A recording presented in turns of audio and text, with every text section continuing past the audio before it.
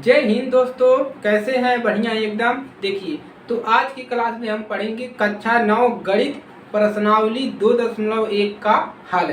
तो आप लोग हमारे साथ बने रहिए। अब चलिए क्लास को शुरू करते हैं बिना देरी के। तो कक्षा 9 गणित अध्याय दूसरा बहुपद। तो प्रश्नावली 2.1 हल कर लेते हैं। देखिए, हमने यहाँ पर 1 2 3 क्वेश्चन लिखे हैं। 2 क्वेश्चन बाद में कर लेंगे, मतलब इसी क्लास में कर लेंगे। छोटा बोर्ड है तो क्वेश्चन वाइज कम लिखना पड़ेगा। तो देखिए, पहला प्रश्न में आपको क्या हल करने हैं। निम्न में से कौन एक चर में बहुपद है? आपको ये बताना है कौन नहीं है। आपको बताना है एक चर में कौन बहुपद है, कौन बहुपद नहीं है। तो आपको बताना है एक चर में बहुपद है या नहीं है। तो बहुपद देखिए कौन नहीं है, तो बहुपद एक चर में। तो यहाँ पर देखिए 4x square minus 3x plus 7, यह एक चर यक्ष में बहुपद है। देखिए चर यक्ष में क्या है, बहुपद है, क्योंकि यहाँ पर एक ही चर है, इसमें देखिए केवल यक्ष है। तो एक चर यक्ष में बहुपद है, तो इसको हल करेंगे पहला वाले का। देखिए पहला वाले में हम पहला हल करेंगे, तो यहाँ पर लिख देंगे, क्या लिखेंगे, यह एक चर यक्ष में बहुपद है।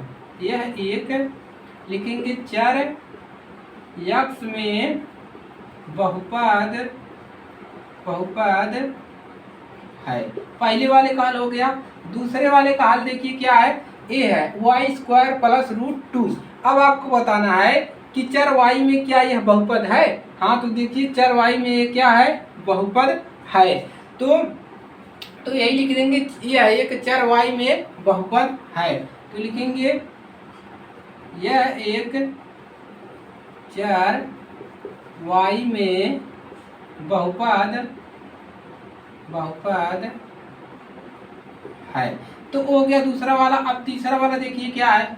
तीसरा वाला देखिए 3√2 प्लस t√2। आपको ये बताना है सी वाला टी में ये बहुपद है या नहीं है। तो देखिए टी में यह बहुपद नहीं है, क्योंकि इसकी घात कितनी है, एक है। इसमें घात पता नहीं चल रहा है कितना है, तो इसकी घात एक है, मतलब एक है या नहीं है पता नहीं चल रहा है। तो यहाँ पर देखिए चर x में ये बहुपद नहीं है, तो इसको क्या लिखेंगे, चर x में बहुपद नहीं है। तो लिखेंगे इसको क्या लिखेंगे, सी लिखेंगे, यह एक चर, यहाँ पर चर नहीं है, एक क्या ऐसा है, टी जो है आपका अचर है। यह एक टी क्या लिखेंगे, टी जो है टी में बहुपद नहीं है, टी में बहुपद नहीं है। अब चौथा वाला देखिए क्या है। चौथा वाला क्या करना है, x पे 10 प्लस y पे क्यूब प्लस t पे 50 है। तो आपको ये बताना है कि क्या यह चर में बहुपद है या नहीं है, इसको बताना है। तो चलिए इसको कैसे बताओगे। तो आपका देखिए पांचवा वाला क्वेश्चन क्या है, आपको इसको पांचवा वाला घात देखिए क्या है, चौथा कहाँ गया, यहाँ पर आ गया। तो y प्लस 2/y इतना है। तो देखिए इसमें थोड़ा मिस्टेक तो नहीं है प्रश्न में। तो चर y में बहुपद है क्या है, तो इसको देखना पड़ेगा थोड़ा मिस्टेक है या नहीं है। तो चौथा वाला क्वेश्चन देखिए क्या है। चौथा वाला क्वेश्चन ये देखिए, यहाँ पर थोड़ा मिस्टेक था, y इनवर्स है। तो यहाँ पर देखिए y इनवर्स आ गया। तो यहाँ पर लिखेंगे कि यह चर y की घात -1 है। यहाँ पर लिखेंगे यह चर जो है y की जो घात है, y की घात जो है वो कितना है, -1 है। -1 है, इसलिए यह दिया गया व्यंजक बहुपद नहीं है। तो दिया गया व्यंजक क्या लिखेंगे, दिया गया व्यंजक क्या है, बहुपद नहीं है, बहुपद नहीं है। क्लियर हो गया, बहुपद नहीं है। बहुपद कब होगा, जब एक ही चर होगा और उस पे घात चाहे 1 रहना चाहिए या 2 रहना चाहिए या 3 रहना चाहिए, लेकिन एक से अधिक चर नहीं होने चाहिए, तो तब वो क्या कहलाएगा, बहुपद कहलाएगा। चलिए क्लियर हो गया यहाँ तक। पांचवा क्वेश्चन देखिए क्या है आपका। पांचवा है देखिए यही आपका, x पे पावर 10 y पे पावर 3 और प्लस t पे पावर 50। अब देखिए क्या यह बहुपद है, तो देखिए यहाँ पर टी आ गया, जो कि क्या है, एक अचर है, यह एक चरी बहुपद नहीं है। तो यहाँ पर लिखेंगे यह एक, 5 वाला लिख लीजिए, यह एक चरी बहुपद नहीं है। देखिए इसमें x और y दो चर तो मिल रहा है, लेकिन यहाँ पर अचर आ गया, तो एक चरी बहुपद नहीं है। यहाँ तक क्लियर हो गया। तो पहला वाला क्वेश्चन आपका कंप्लीट हो गया। अब दूसरा वाला देखना है, क्या कह रहा है, एक्स स्क्वायर का गुणांक लिखिए। तो एक्स स्क्वायर का गुणांक मतलब क्या होता है, चलिए आपको बताते हैं। तो गुणांक जैसे हो गया, अगर इसका गुणाई, अगर एक्स का इसका गुणांक लिखे तो कितना मिलेगा, 1 मिलेगा। कितना मिलेगा, क्योंकि यहाँ पर 1 रहता है तो 1 मिल जाएगा। अगर इसका गुणांक लिखे, अगर मान लो यहाँ पर 2 है, इसका गुणांक लिखे तो जो आगे इसके रहेगा वही इसका गुणांक हो जाएगा। मान लीजिए इसका लिख रहे हैं 5 है, तो इसका अगर यक्स क्यूब का, यक्स त्रिघात का गुणांक कितना हो जाएगा, 5। तो यहाँ पर क्या पूछा है, यक्स स्क्वायर का गुणांक। तो इस स्क्वायर का गुणांक कितना है, यहाँ पर 1 है। तो देखिए दूसरे वाले का पहले क्वेश्चन में क्या रहेगा, गुणांक कितना मिलेगा। तो एक्स स्क्वायर का गुणांक कितना है, एक्स स्क्वायर का यहाँ पर लिखेंगे गुणांक कितना है, 1 है, 1 है। क्लियर हो गया।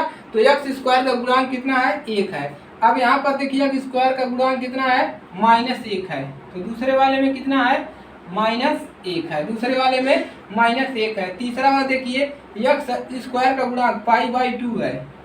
तीसरे वाले में एक्स स्क्वायर का गुणांक π/2 है।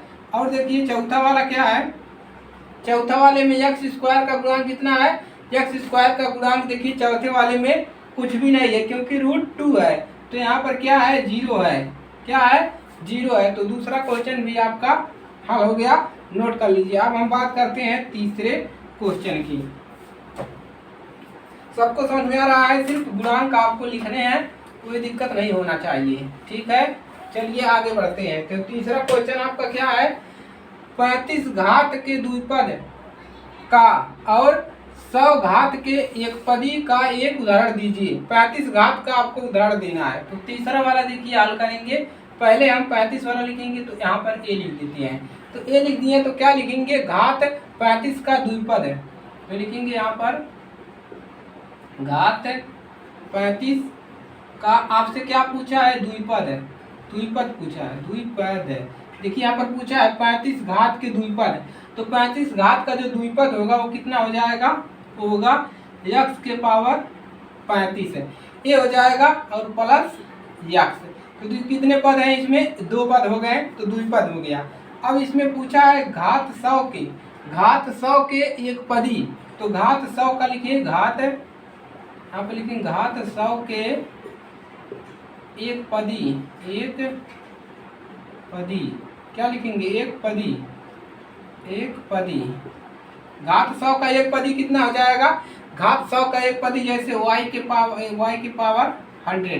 तो एकपदी ये हो गया घात a के एकपदी। तो तीसरा वाला भी क्वेश्चन आपका कंप्लीट हुआ, इसको भी नोट करिए। अब हम आगे के प्रश्न हल करते हैं।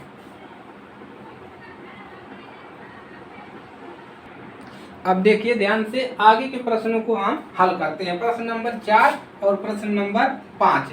तो चौथे प्रश्न में देखिए क्या हल करना है, निम्न बहुपदों में प्रत्येक बहुपद की घात लिखिए। आपको सब एक इसमें बहुपद की घात लिखना है, कितना घात, एकदम आसान काम है, आप लोग आराम से कर ले जाएंगे। तो पहले वाले में देखिए इसकी घात लिखना है, बहुपदों में प्रत्येक बहुपद की घात लिखना है, कितना घात है। तो पहले वाले में देखिए कितना घात है, घात यही होता है जो पावर ऊपर लगा है। तो एक कितना घात है, पहले वाले में 3 घात है। दूसरा वाले में देखिए कितना घात है, बहुपद की घात देखिए 2 है, दूसरा वाले में 2 हो गया। अब तीसरा वाला देखिए क्या है, तीसरे वाले में कितना घात है, तीसरे वाले में घात जो है 1 है। देखिए यहाँ पर टी, हमने बताया टी पे पावर कितना होता है, 1 होता है। अगर खाली है तो 1 घात होगा। यहाँ पर लिख लीजिए घात है, यहाँ पर घात कितना है, 2 है, यहाँ पर घात कितना है, 1 घात है।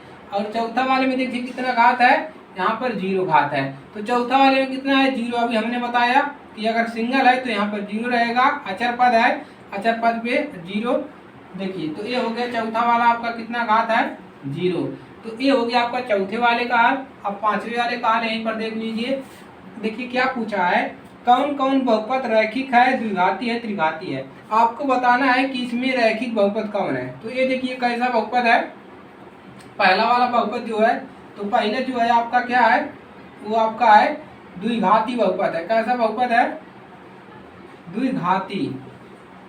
द्विघाती कैसे है, क्योंकि इस पे जो घात है 2 है तो द्विघाती हो गया। एक ऐसा बहुपद है त्रिघाती है। तो दूसरा वाला जो है आपका कैसा बहुपद है, त्रिघाती। त्रिघाती है। तीसरा वाला बहुपद कैसा है, तीसरा वाला देखिए, तीसरा वाला देखिए यहाँ पर घात 2 है तो द्विघाती हो गया। कैसा बहुपद है, द्विघाती। क्योंकि द्विघाती क्यों है कि इसका जो घात है वो 2 है। अब भाई देखिए चौथा वाला, इसमें एक कैसा है, ये देखिए एक ऐसा है, ये बहुपद रैखिक है क्योंकि इसमें एक पावर है। तो ये कैसा है, रैखिक, रैखिक बहुपद है, रैखिक बहुपद है। अब देखिए पांचवा वाला कैसा है, यहाँ पर देखिए यहाँ पर भी पावर 1 है तो ये भी कैसा है, रैखिक है। ये भी कैसा है, रैखिक बहुपद। अब देखिए छठवा वाला कैसा है, छठवा वाला देखिए यहाँ पर पावर 2 है तो ये कैसा है, द्विघाती है, द्विघाती। अब देखिए और सातवां वाला कैसा बहुपद है, सातवां वाला पावर 3 है तो ये हो गया त्रिघाती। तो आपका जो प्रश्नावली है, प्रश्नावली 2.1 अध्याय 2 प्रश्नावली 2.1 पूरा कंप्लीट हो गया। 2.1 क्या है आपका पूरा कंप्लीट हो गया। इसको तैयार कर लीजिए।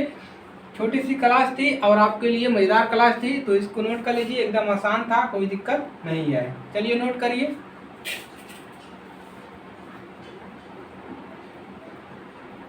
देखिए तो नोट कर लिया। तो देखिए आज के लिए सिर्फ इतना ही। और अगर आप चैनल पर नए हैं, जो बच्चे चैनल पर नए आए हैं वो चैनल को सब्सक्राइब करके चैनल के साथ जुड़ जाइए, क्योंकि क्लासेस आपको डेली मिलती रहेगी। तो चलिए आज के लिए सिर्फ इतना ही। अब मिलेंगे अगली क्लास में इसके, तब तक के लिए जय हिंद, जय भारत।